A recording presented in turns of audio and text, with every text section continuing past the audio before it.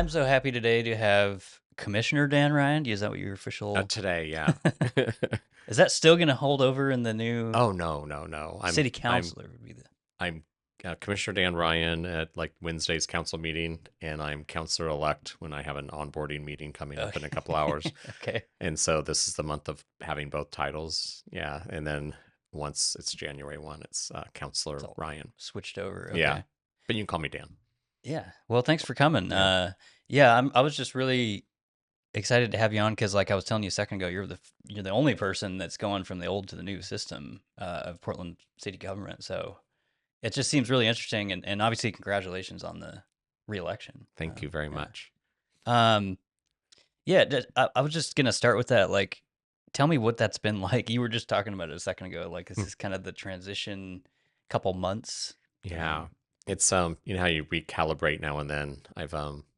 I've had a lot of chapters of my career, and I try to do if a job is the right fit, I try to do it for 7 to 11 years because I feel okay. like you can have impact if you stay that long. And every time I would move on, it would always be I'd try to take some time off in between to recalibrate. Hmm. So I'm doing that as I'm serving, and then you couple that with it's the season, it's the solstice season, winter solstice. The nights are long. I'm a practicing Catholic when it comes to Advent, and so I like this time of year as a opportunity to be quiet and have electronic devices off at an earlier hour, um, and so it's been really surreal the last couple weeks. One is I'm not having as much time to do holiday stuff, Mm. um, and yet I'm in these trainings with 11 others that are so smart and excited and optimistic and asking all those great questions in our onboarding meetings. So it's good for me to listen Hmm. more than talk because, well, one, because I've had the experience of being there. So some of the onboarding is an opportunity to just understand practices on how to navigate when you're working at City Hall and such. Mm. And uh, it's been a great asset to sit in these onboarding sessions and listen to people and get to know them better by hearing their questions. Yeah. Yeah. I bet it's been just a stark difference of just campaigning and just when But you're I haven't talking. decorated. But I haven't decorated my mantle yet.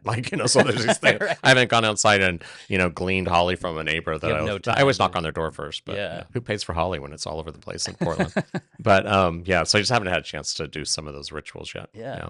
Well, it's funny because we were just talking about Robbie, Robbie Sherman, who was the last episode. It just came out today, but this will be coming out next week. But we were talking about midnight mass, which is funny because I grew up Catholic, and it's just that time of year that like all that stuff's going on. Yeah. Exactly. But I am curious, yeah, like how, because like when you first got elected, 2020, right? Yes. Um, September 2020. was that Yeah. just a super drastic difference in that campaign versus this year? It just seems like you'd be so much busier this year with all the just competitors and the new system Yeah. and Because we didn't have a primary. I right. think that was some of it. So in 2020, there was, big factor was COVID hit. And so in March, during the primary campaign, I think 18 of us, had to do everything remote. And Hmm. that was a big change. But it was also a big change because in the runoff, it was just two of us. And it allowed for a lot of dialogue between the two of us, debates, if you will. Right. Where in this, there was so many of us running, you really just had a chance to keep kind of repeating what you are being asked, but you didn't have a chance to do rebuttals and that type of dialogue. Right. So that was different. Because And it was busier. It was odd. I thought it would. One yeah. reason I didn't choose to run for mayor is because I knew a citywide campaign would just be too brutal. I'm also, I think, the only person I know in the last decade at least that's ran for office 3 times in 4 years for a local Oh wow. city council seat. Yeah. Yeah, because the Nick Fish passed away, Hmm. and then there was a special election that I had to run right away again in like 18 months. And then when the charter changed, it's like, no, your 4-year term really isn't a 4-year term now. It's only a 2-year term. So, That's so um, much packed into. so yeah, Yeah. I'm sorry, Portland. I've been on the ballot so much the last four Well, I years. mean, you people elect you, so you're winning in that sense. Yeah. I'm trying to mix in. I did this with my previous episode too. I'm trying to mix in some like holiday stuff, and since we were just talking about it, um, if you're sitting down for like a holiday meal, do you have a top side like like mashed potatoes or something like that? Do you have a favorite Oh God, that's a great question. I mean, I love food. green bean casserole or something like that? Or I do love those bean casseroles. hmm I have to admit, when every time I go to a gathering, it's the stuff that I don't cook anymore, or that I didn't really pass my grandparents, parents, did the what are those meatballs in like a slow mm, cooker. that If sounds one of good. those were at a party, forget about it. I'm like all over that. And same with the bean creamy dishes, and I do like mashed potatoes and gravy though Yeah, this it's kind time of of the year. classic. Like, it's hard for me to not pick that, Yeah. but I do. Especially if it's piping hot. It has to be Yeah. piping hot. And then and not so creamy that it's too mashed. You need a little bit of lumpy in it. Okay. Just a little bit. And then it's all about the gravy. Where do you fall on stuffing? Do you like stuffing? Oh yeah, Okay. absolutely. I Yeah. feel like people love or hate that. I'm not so much a fan of it, but like I can eat it. It's Yeah. not. Well, I think it's creative. I think it's what you do with it. Yeah. So it's really just an opportunity to put in what you Mm. would like into the stuffing. So Not just on its own. yeah, yeah. I don't know if I'd recreate my mom's, sorry, rest in peace, mom, but I like stuffing that I add, I like adding nuts in it for some reason. So Yeah, that sounds yeah, good. I was gonna have just tell but I don't really people. like turkey. Oh, really? Yeah. Not really. No. Do you have a different I kind of like, bird or like ham or yeah, something? I like crab on Oh Christmas. my God, Yeah, that fresh sounds crab. fantastic. Yeah. My favorite Christmas meal is just put a bunch of newspapers on the table and then crack crab Just and open make a the really crab. big garlic, make a really good Caesar salad with some great garlic dressing, and then of course some good bread, and I'm good. That Yeah, sounds fantastic. yeah. Yeah. And then I like a good pie. You You're kind of blowing my mind because I've never even thought about, yeah, crab or lobster or anything like that on Christmas. That sounds fantastic. Well, I think the Dungeness crab season always usually, luckily this year, will begin right before Christmas, so Yeah, I think that's part of it. that Yeah. Oregon crab. Hmm. I was gonna And just, then prime rib. oh yeah, that'd be Yeah. that'd be good too. I was gonna have you tell people a quick bio, just like, did you grow up in Oregon? Or did you move out here? Or? Yeah, I was born in Portland, 1962, the year of the Columbus Day storm. Only I'm the youngest of eight, so there's hardly any pictures of me Oh wow, because yeah, I'm the youngest too, so I get it. you get My it? Yeah. baby book is like one page filled out. Yeah, my older siblings, you see every documented moment of their Yeah. childhood, and mine are like, thank goodness for classroom pictures, because then I started having photos. But that just, parents were tired That's when they got to their eighth child, I that's a lot think. of siblings though. Yeah. Yeah, but I did grow up in Portland, and then in 1968, yeah, the family moved out. I was 6, out to Scappoose, and Okay. we lived there for 8 years. And then my parents divorced each other and remarried each other in my middle school years. So that made middle school even more interesting. And then we moved back to Portland when they got remarried. I think that was a condition. My mom Mm. said, "I will marry you again if we get out of Scappoose and move back to Portland." I don't think she ever liked it out there. I liked it because there was a forest down the street and I was Yeah. just playing all the time. But it was really ideal to then move back into Portland in Mhm. high school when you are in high school and you want to do more things. That's cool. Yeah. Um, And what? I went to Roosevelt in North Portland. Yeah. Okay, and Yeah. that's in your district still. It is, Yeah. yeah. And when I've lived in Portland, so I lived in Portland after I did time in New York City and Seattle. I came back to Portland. What year was that? 96. Okay. And I was in Sullivan's Gulch neighborhood. Then I bought my first home in Concordia. Then I bought the home I'm in now, which I've been in now for over 20 years in Arbor Lodge. So I've always been in District 2 when I've lived in Portland. Wow, Yeah. that's really unique because I've Because we lived been. in Alameda area. Irvington meets Alameda by Alameda Elementary when I was 0 through 6. So yeah, my whole Portland existence has been District 2. Yeah, that's cool because it is like your district to the core. Yeah, it's like It's in it's your like my background. hometown within the Yeah, city, I always say. yeah, Yeah. that's awesome. And what are some of the, like? I know you probably ran on a lot of the priorities in District 2, but what has that changed at all? Are there certain District 2 focuses that? I think what's changed is the conversations that I've had in District 2 are similar to conversations I've had throughout the city the last 4 years when it comes to the small businesses and main streets. So when I listen to the people in the St. John's Business District or the one in Northeast Broadway, couple District 2 Hmm. little areas, it wasn't that different than when I would listen to people in Multnomah Village and in Northwest 23rd Mm. and Hawthorne area in Kind of Southeast. shopping sort of. Yeah. They've all just really had a rough time. Hmm. I think the amount of vandalism and break-ins they've experienced is really overwhelming. Hmm. And, they all have similar stories about, between the hours, especially of midnight and 6 a.m., Mm. where they just hope they come in every day and they might not see a broken window and they Yeah. might not experience a burglary. And they've all had to spend a lot of extra money on security, and their insurance rates have gone up so high that some of them are suffering because of that. Hmm. And so that's a commonality, I think, throughout Portland. But now that I'm in District 2, I get to build deeper relationships with those Main Street merchants. And I know that will be a big part of my engagement as a council member in District 2 is to really spend more time advocating for them. That's great. Yeah. Because I remember here, I wish I could remember the local source, but some local news did a thing on St. John's, and there a lot of the businesses were saying what I hear a lot of, like, we're one break in away from having to close or whatever, some kind of worse outcome. But that's great that you're, focused on that. Yeah, and that's complex, and we have to figure out how to be more responsive. I experienced a work session this week that I asked for actually, and I'm glad the mayor agreed it was a good idea. And it was to look at what happened during election week. We prepared for the worst and we hoped for the best, and that's what happened. But what I really wanted to get to the bottom of is because all of the members of not just police, but fire, as well as BOAC, meaning 911, all decided to, if they had vacations previously planned, Mm. they Mm. rescheduled them. They worked on their days off. We had staffing levels that were much different than what we usually have. Yeah.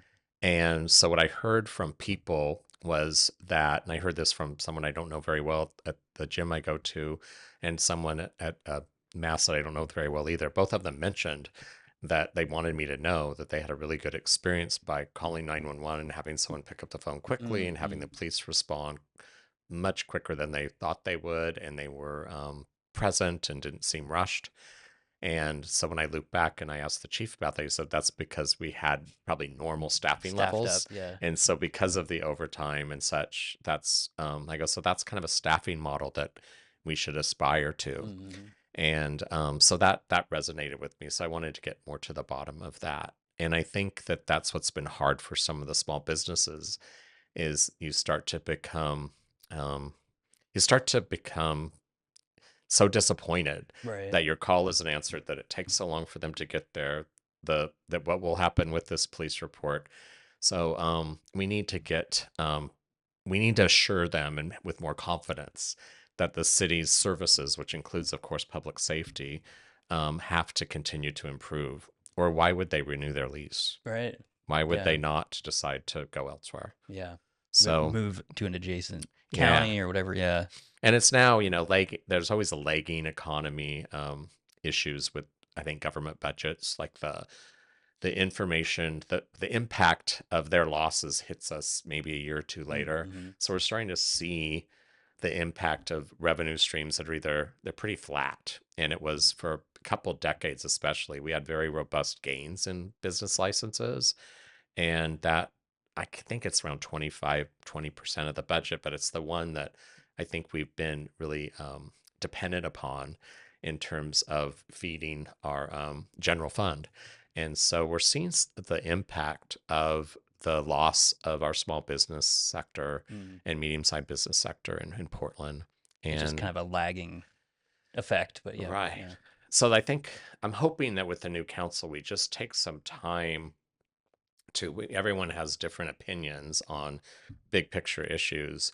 I think everyone would agree that we want to have enough revenue to pay for our services. Mm-hmm. And so I'm hoping that as a council, we can get on the same page about basically economics 101 and what it's going to take Mm, to get our budget back to a better place. But I do think the next few years are going to be challenging, yeah. and the county's having even a bigger impact because they're property tax dependent in their budget more. And we all know that that's been very stagnant, and we've had such a loss. So the high vacancy rate Mhm. is really starting to come back to, it's impacting us now more than ever. Yeah. I was just reading about the counties, they're having to do all these budget cuts this year. I'm curious though, because you're wearing the Fire Bureau thing. Does it is I it didn't know I'd be filmed, but I am No, it's very, I I'm think very it's proud I to think wear it's it. cool. Yeah, Yeah. I'm proud of them too. It's casual Friday here Yeah. for me. I'm just curious, like, does it feel going to this new city council system, does it feel like you're able to do your job a lot easier without having to deal with the bureaus, or does that feel weird? Or I'm just curious, like, how you feel about that. That's a, I think that I enjoy implementation and seeing that policies that are passed actually land on the ground in a way that we visioned them. Hmm. I think that it will be really important, even though the new council has a legislative lens, we're not going to serve the people of Portland who want our services to improve without really monitoring the implementation and the improvement of our practices.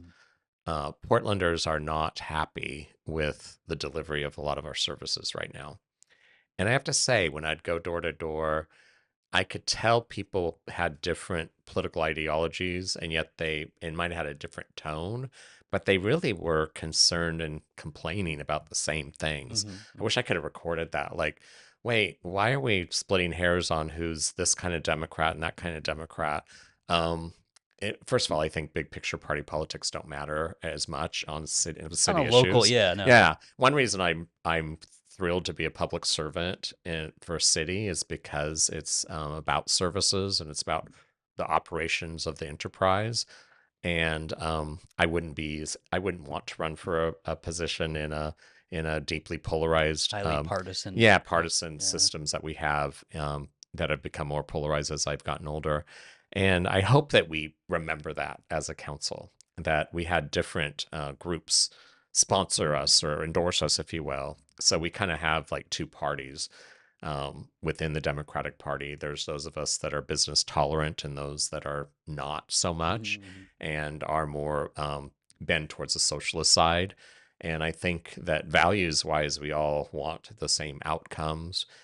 We have to figure out how to listen to each other and let some of that campaign Hmm. polarization that I really did feel this time, that needs to dissipate as we keep turning the ship in the right direction.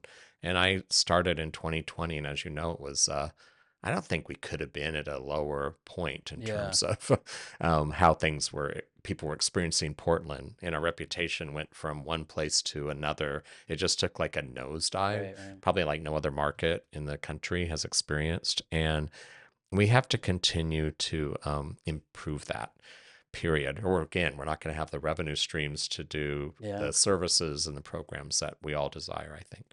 Totally, yeah.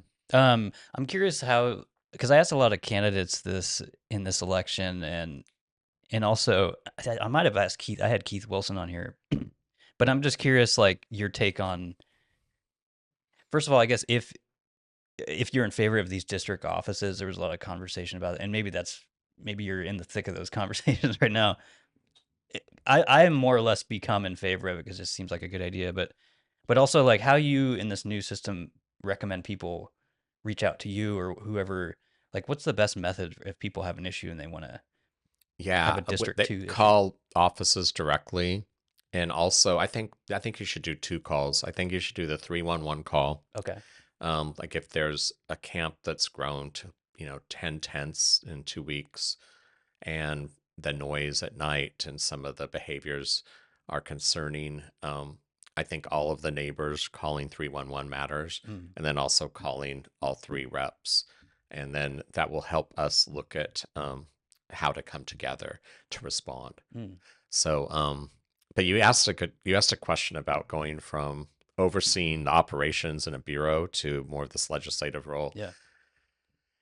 I think that we need to have a committee that really does look at implementation of operations. Hmm. I don't want to lose sight of the checks and balance of things actually getting implemented on the ground.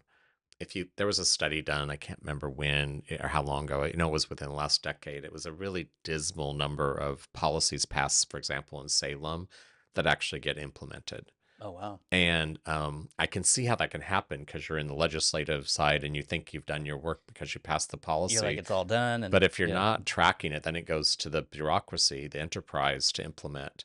And I want to make sure, especially in local government, that we stay really close to that. Um, I I was pretty bold when I got in 2020 and 2021. We passed the initiative to spend a lot of the ARPA money to do something, is why I like to say it, about uh, the calamity on the streets. And I wanted to make sure that we offered shelter services that were new and different and much better than in the past. And it was quite controversial. Even though everyone wanted something done, they weren't sure if they wanted anything remotely like that Mhm. near them. And And I know you took a tremendous amount of heat oh, for. I was You were also, I was harassed, a and rookie and thought that the enterprise would act with urgency and they would be up in 6 months. yeah. And then I found out there was so many headwinds internally, especially collaborating with the county, whose joint office was, in my opinion, what I experienced is their housing first agenda, if you will. This went against that because this was spending money in a way that wasn't housing first. And so it was just rough to manage that. I didn't want to, I took it upon myself to be accountable. Mhm. And so we pushed hard, but within 18 months, we had 7 open, not 6. And then within that, we had to decommission 3 sites that were very tough to decommission. They Mm. were in bad shape on along Waterfront, Water Avenue on the east side, and over in Old Town. And so the mayor also handed us that on top of building this. So it was kind of a miracle that we got all of those built in 18 months, Yeah. sited Yeah. and open and running really well and getting better outcomes than we've seen with any other shelter. So I'm proud of that. Clearly, it was hard for me to let go of the oversight. It was like a baby that you birthed with a lot of love and Right. tender care, and you took a lot of challenging abuse It was kind of across the city. your creation, kind of. Yeah. Yeah, Yeah. yeah. So that's been one of my other challenges with the county's joint office is, are you going to actually operate these and manage these Mm-hmm. differently than others? And I know we're bringing in the mental health, behavioral health services, which are lacking, but at least there is some access at the villages for them. I'd like to see more attention focused on addiction services, if you will. Yeah. I'd like to see those who are in recovery being lifted as the guiding light within the villages more. So there's some cultural things that I continue to want to bring forth and call out. Yeah, and I think that's where some of the tension was between the city and the county around just how we manage this number one issue facing our city. Yeah. Well, no, I just wanted to reiterate again, like if people don't know, like I just find you incredibly resilient as a commissioner and just person in Portland, because like I know, like I said, you went through a lot of heat for that, and you also had people at your home like harassing you and stuff, and There were um 2 camps that were harassing me. Um, the When I was the deciding vote to stop the defunding, those who wanted to defund the police further, which were a section of the community, and they overlapped a bit with the Housing First, Housing Only mhm. group that didn't want to have any sorts of villages. They didn't want anyone to ever clean up camps that were out there. They call any time you do that, it's called a sweep. So I had attacks at our house after the defunding, which were pretty grim, and broken windows and stuff like that, and all this paint on the house. And then but the homeless group that was protesting, they would put these camps. I would wake up on a Sunday morning to a lot of garbage on my Mm, mm.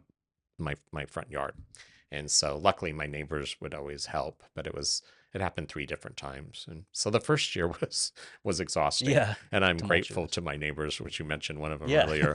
Yeah. I think it brought us closer together Hmm. because neighbors in general, I think across the city, are kind to one another, and so I felt that neighborly support as we would clean that up Yeah. together. That is great. But it did That's feel great. like you were all alone at that time because we weren't meeting in person. Right, right. And so it was just disconnected from, I think, the city bureaucracy being attentive to that because Hmm. we were all at home during the COVID lockout. Yeah, yeah. And that is when you were saying that a second ago, that is even to me who's like I don't want to say I'm anti-government, but that setting all that stuff up in 18 months, is that what you said for the Yeah. um safe rest villages? Is that yeah. Yes. That is an incredible Oh, when I like talk about feat it to for people outside of Portland, they're like, "Oh, wow, how did you do that?" And I go, "Well, I'm just slammed because my optimism said we could get it done in 6 months, and it seemed like the media just got excited about that as yeah. opposed to the fact that we were getting it done, and now we're getting results. So I'm so grateful that one person on my team transitioned in the manager job. We were able to incubate this just like we incubated the permit reform. Our office incubated that. Like Hmm. that never would have happened without having that opportunity to call all bureaus and permitting together. As a first commissioner that asked all 8 to come together, Okay, yeah. and I worked with all other offices, all 4 offices in addition to ours. So there was no surprise when we were trying to move towards integration. But I felt like it was important first to get data sets, to get an agreement that we have a problem that we need to fix. And I think that was the same internally at the city. We all knew there was a problem with the shelters we were providing. We had to improve that. We weren't doing a good job of moving people from chronic homelessness to stability. Mhm. And I still think we're suffering from a lack of being on the same page about what the problem is and what the ultimate goal is. Mine is pretty, I think, simple. It's that you want to go from dependence to independence. Mhm. You want to go from not being dependent upon drugs and alcohol to allow you to feel somewhat okay every day, to being free of that, which is where recovery comes in. And then your pathway is recovery and workforce. And then your goal is also to be not to be dependent upon government, but to be independent because you're now sober and you're in the workforce and you have your own apartment. And Mhm. I really know that anyone on the street suffering right now, if they really had a chance to say what they want, they don't want to be where they are right now. Mhm. And they want to also be happy, joyous, and free and independent. So I think we're shy about calling out that goal. And I'm puzzled on why most elected officials have trouble articulating that. Yeah. I'm confused about it. Maybe they haven't had enough life experience with recovery and how important it is to lean into recovery and become somebody that's a part of the community again. Yeah, yeah. The community they're currently in does exist, but it's not feeding their soul. Right, right. If you're a parent and you have kids somewhere and you're not able to be a good parent because you're unfortunately hooked on fentanyl and you're living on the streets, then that must be a pain that you're numbing out every day. Mhm. So I just think we're trouble with acknowledging how messy this is sometimes. Yeah, And yeah. so when we just say it's only about poverty, which I think it is about poverty, but we don't even know we speculate about how many instead of Mhm. getting real Mhm. numbers. So one thing I always asked for with the villages is we'd finally have a chance to get real time information on people. And I know when I was talking to Mayor elect, I said with his proposal, which I'm going to do everything I can to, of course, be supportive of it. I did say it's going to cost more than you campaigned on, and because we really need outreach. Yeah. We need people there to. When I would do the emergency shelters when it's extreme weather, I would always wonder, where's the outreach people? This is our one time where Right. they're not being service resistant because they're freezing Everyone's or they're together. dying in a heat bomb. Yeah. So they come inside finally and say yes to services. That's the time to build relationships. That's the time to get to know who they are. Yeah.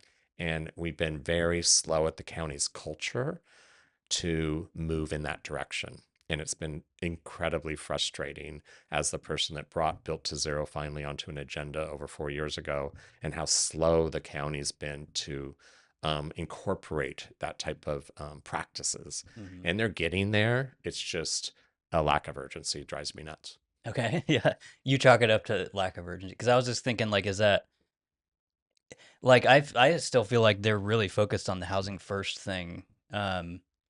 But maybe with I don't know your help and the council's pressure, that was one of my hopes with this election was that with a new council and even maybe Keith. there can be a lot of pressure on the county to sort of maybe expedite that urgency I or hope so. We need more accountability. I yeah. mean, this phrase used that I was walking away from the table. Said, no, I just think it's a dysfunctional table that's not getting us the results we need. I want a better table.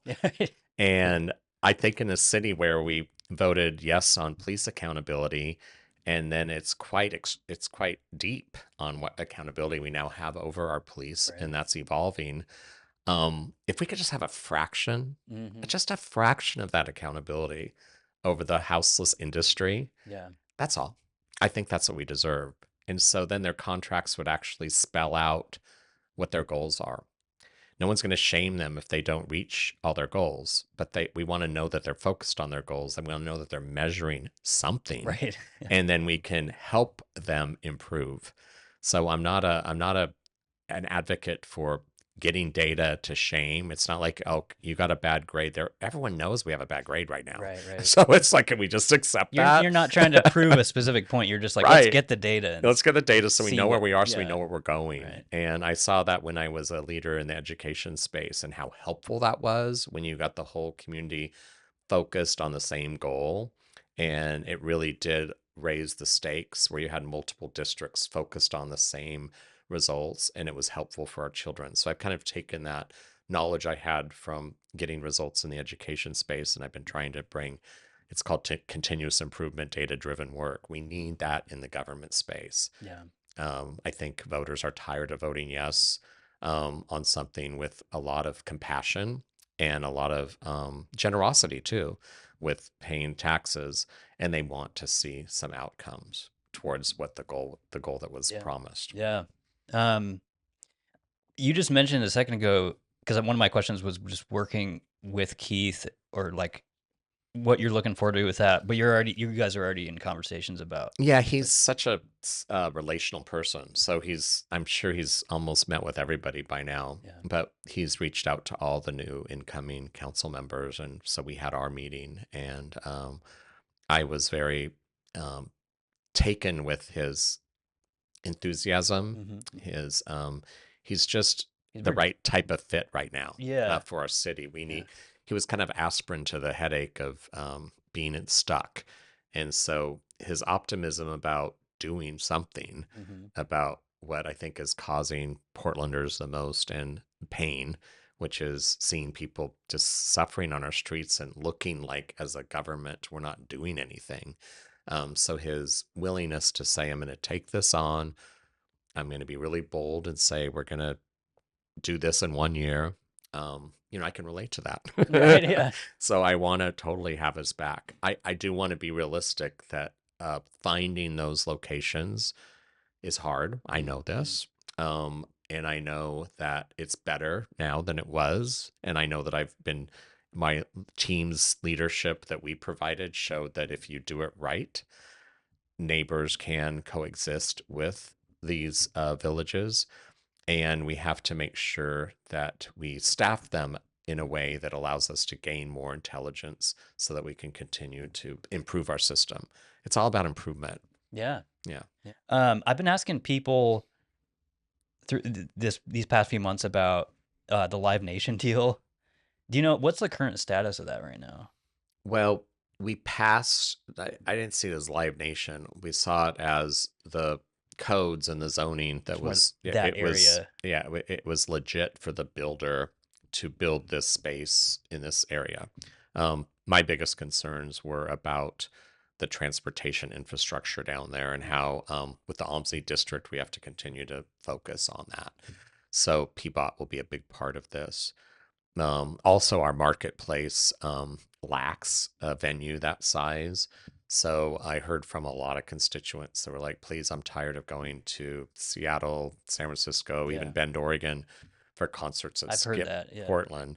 And my spouse is one of those. And so I think that I'm hoping that because they've been sued by so many states, that we're actually in a good spot right Yeah. now, Yeah. because I think that there's some humility perhaps coming from that entity once we get to that level. I'm also hoping that the Lloyd Center venue comes together. Yeah, I know that's been kind of in the works for a while as another venue, Yeah. right? Yeah. Yeah. Yeah, I'm kind of all for that kind of stuff. The other thing I was going to ask you about was, we just got the WNBA kind of deal, right? That's coming here. I don't know, a year or two from now. Yeah. And then, like, what do we have to do to get?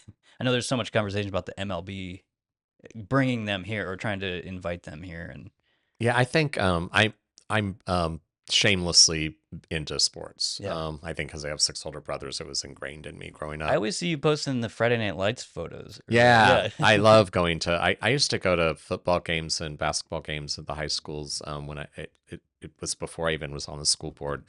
I've always liked the fact that that's where the community is, and I would always enjoy connecting. It makes Portland a smaller town, if you will, when Yeah. you get into that. And because of being on the school board, I like the connection with the kids and the families, and that's Portland's currency. Our currency is our livability, that we've always attracted families that have wanted to move here and raise their children here. Their children have gone off to school, maybe done really well in a bigger city somewhere, but they want to come back home. And I'm concerned we're losing that, obviously, because you hear that over and over again from people my age that now have kids in their mid 30s that are not sure if they're going to return. That's a red flag because we're only a top 25 city because of our beauty, our incredible natural resources, our engagement with the arts, which has always been really inclusive. Like it's a lifestyle. And so people chose Portland because of that. Yeah. And we've never been the ambitious corporate ladder climbing city. But we are the city that has innovated, that has created space for entrepreneurs to test things in various markets. And we have to get back to being that type of a welcoming city for those families and for those young entrepreneurs. Yeah. I mean, that's totally one of the reasons I moved here almost 20 years ago or whatever. Yeah. Yeah. It's got a quirkiness for creatives, especially too, I think. Exactly. And that's Yeah. the joy that has made Portland what it is, and why someone like me wanted to move back after experiencing a lovely, obvious, I love New York City. Seattle, I love too, but it's felt like I should have just stayed in New York until I was ready to move home. Like I moved almost home. So it was easier to move down here from Seattle. But my point is that's really my main focus, is to improve our city services so our livability improves again, so that people stop moving, that small businesses stop moving, and we start welcoming an influx of population again that will revitalize and continue to stimulate our economy, which is a part of our social structure. Yeah, absolutely. Okay, I'm gonna get into these goofy questions here. Let's say you're parking somewhere like you probably just did it a little bit ago. If it's just like a parking lot, do you pull in or do you back in? I back in Okay, because I all like the time, or even before I had a rear view camera, I like to back in because I think I'm usually running late, so it's like I like to be able to pull I out guess quickly. yeah, save Yeah. that time. Yeah. Okay.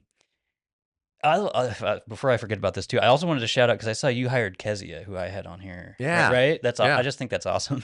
Oh, thanks. Yeah, people are really thrilled with that hire. She has so much experience. So I think that's a great. Yeah. She understands how the enterprise and the bureaucracy works much better than I do. And I've found that if you have one staff member, may they have that knowledge. It's really helpful. Yeah. Okay, I'll get back to these other things. Yeah. Do you like? I might have asked you this at that event we were at, but do you like crunchy or smooth peanut butter, or maybe you don't like peanut butter? I like smooth. Okay. Yeah. Do you like stir, no stir, the kind with the oil? And you got to stir it up. Okay. Yeah, because my dad bought organic peanut butter, so he was like a health freak before it was popular. So I just thought My dad's everyone. kind of the same way. That's funny. We always had to stir our peanut butter. Okay. So yeah. Do you have a favorite type of French fry, like crinkle cut, regular cut? Oh, rosemary long fries from Burgerville that yeah. are currently there. Now I want to go to Burgerville for lunch. That's like their seasonal fry, right? I literally last Saturday I that's what I had for dinner. Okay. The number 6 burger and the rosemary long fries. What's the number 6 actually? It's their like premium burger. Okay. That it's like a burger you get at, say, Higgins in the bar, like It's a like nice the restaurant. Yeah. It's a good burger. Real style. Yeah. Okay. I could work for Burgerville. Yeah. I love that place. They are great. Yeah. I've never asked this one. I'm trying this out. Do you have like a favorite format of chip. I don't know if that's the right word, like potato chip or like I'm a Ruffles kind of guy. I like a dip. Okay, Like something you can dip in. I think it's because it's like we're coming up on playoffs and Super Bowl Oh season, yeah, and yeah. so I always think of I just like a really good onion dip Onion dip's great. with Yeah. the Ruffles fries. Okay. Yeah, I Okay. mean the Ruffled chips. Yeah. Yeah, Um. it's really just I'm a saltaholic and a chipaholic because of Yeah. that. Salty stuff's good. Yeah. And along those lines, I've done this with a bunch of people. I want to know your nut rankings. So, for instance, mine, I go pistachio, peanut, cashew. Those are my top three. And Oh, for the hopefully, you're not nuts. allergic to. Hopefully, you're not allergic to No, I like almonds a lot. almonds. Okay. Yeah, they're my go-to when I need some protein and I just need some refuel. So in terms of the volume of what I eat, I love pistachios so They're the much. best, right? I mean, Yeah. So in terms of pleasure, they're probably number one. okay. Yeah. When you Um, go pistachios, do you like the pre-cracked, or you no, got to you work gotta for it? crack them. Yeah. I've tried the pre-crack, not the same thing. Okay. Hard no on that. Okay. Um. Oh, and wait, there's another one. Oh, I like almonds. I Yeah. already said that. Yeah. It's No, okay. but even with them, I like cracking them. But I You gotta don't do get that in very there. often. Yeah. But they don't seem to. Their quality isn't as. They stay stronger than I think pistachios or something that's lost once a pistachio's cracked. Mm-hmm. Yeah. Yeah, I agree with that. Let's say you're getting ice cream somewhere like Salt and Straw. Do you go waffle cone, regular cone, cup? Waffle. Okay. Yeah. The tastiest. And Yeah. what flavor are you putting in the cone? It's the hardest decision of my entire life. Does it Like, change all the time, or yeah, it okay? does change. And I'm that annoying person that wants to try like The two or three. samples. Yeah. Yeah. But I I tend to always land. I like mapley flavors Ooh, better, not crunchy flavors. So okay. yeah, Um, if there was if you were forced to run a huge company or brand, is there one you'd want to run? it'd be in the sports ball world, something Nike. not apparel, but it'd be more like if I had a lot of money, I'd love to own a franchise. Oh, a team. Yeah, Yeah, that'd be awesome, man. and I'm really worried about the Blazers. Yeah, as far as ownership and stuff, and Yeah, yeah, I am. I'm just I want MLB for sure, but I think we need to also focus on doing all we can to not lose the Blazers. yeah, that's a good Yeah. point. Yeah. Did you have a good meal somewhere you want to shout out? I know you just shouted out Burgerville, but is there? There is a place that I want to shout out. Is it called the Noodle Shop? Oh God, what's the name? It's off 82nd.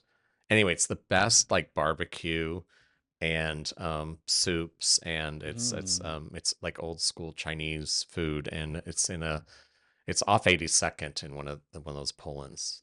you can find some Yeah, good food up there. Yeah, noodle. I'm gonna look it up. I should look it up. My phone. it's all good. Yeah, I mean, it sounds fantastic. But Um, that's the place that I've been to twice in the last year that I crave every time I think about it. okay. I tend to like ramen and basically Asian foods from the Far East. Yeah, Yeah, me too. I the like most. that.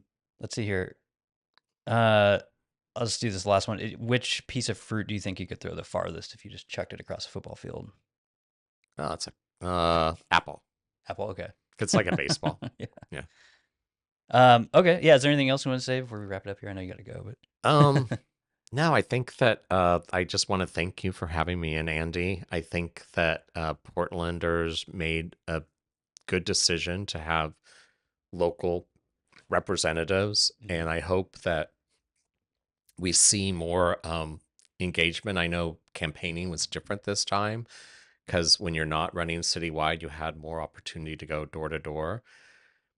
And I go back to an earlier point that when you go door to door, you hear some basic themes, no matter what people's ideology is, always and comes that back to the same. they really are Yeah. concerned about their safety. You know, a mother, father taking their child to a park wants to get to that park, and then it's inevitable that the child will need to use the restroom.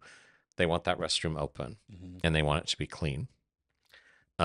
When they are walking in their neighborhood, they want to be able to not worry too much Hmm. about being accosted. When they're away from their home for a week, they really would like to think that it's not going to be robbed. And so, what I notice is that the safety issues are big for Portlanders right now.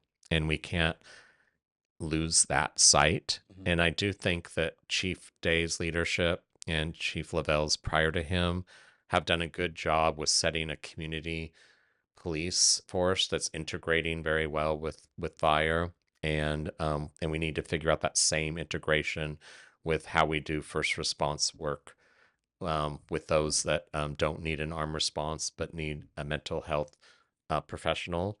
And I think we Portland Street Response is a tool, and we have to integrate that with the other ones that we have like that, Mhm. so that we are in a budget constraint. So I think it should force us to get more efficient with how we deliver what all Portlanders want. So I think that we have to remember in a country that's very polarized, we have a lot of commonality right now that Portlanders want Mhm. to feel safe, and they really are compassionate about those who are homeless, but they want to see results, and they want to see us really distinguish between those who are on the streets because of an issue of poverty that just hit them recently, because you can quickly get them back into housing in the Right, right. workforce. They're probably still in the workforce, and get them back to stability. And then those that have more challenges, we have to get honest about what it takes. But it's time for us to just be more clear about what the problem is and get on the same page about that, and then get what the goal is, and then have the creative tension on how to get there. Yeah. And I'm glad you're so like emphatic about that because I talk about it all the time on the show as somebody who's done a lot of drugs in my 20s and stuff. I think it's so important that people understand the addiction component. And I know you personally, dealt with that stuff as well. So it's Yeah. like, Yeah. I just think there's people who may not understand that still. Yeah. But And the only way out is connection. yeah. And so, usually, when someone is at the height of their addictions, it's because their mental health is unchecked as well. And so they've become isolated. Yeah. And so you're moving from isolation to connection. That's the Getting same some thing as kind of going community. from, Yeah. dependence to independence. Yeah. When you're independent, happy, joyous, and free, you're able to connect again. And I think that some of the people suffering on our streets today are going to be our best employees in doing outreach work in the future. Yeah. And so I'm hoping they get their sobriety, they get into the workforce, and perhaps one of their jobs would be outreach workers, because our city deserves to not stay stuck here much longer. It's taking us down. Yeah. Yeah, Absolutely. And I think it's a great idea. Yeah. To get them doing outreach and stuff. Yeah. absolutely. Well, thanks so much, Dan, for coming in today. Yeah. Thank you, Andy. Have a great holiday, and I just will end with this. I just put my visa on the line for the Oregon Ducks. I hope we get to the national Okay. Yeah. They're championship. having a great season. So, yeah. Yeah, yeah. So yeah, trying to get a direct flight to Atlanta. I think I got one of the last ones. Oh, wow. Wow. Yeah, Okay. so I hope that we get there. Yeah. But anyway, I'm a big Oregon Duck fan, so I'm pretty excited about this run. Yeah, Yeah. one Go game at a Ducks. time though. Yeah. Yeah. Happy holidays. Happy holidays. Yeah. Yeah. Thanks.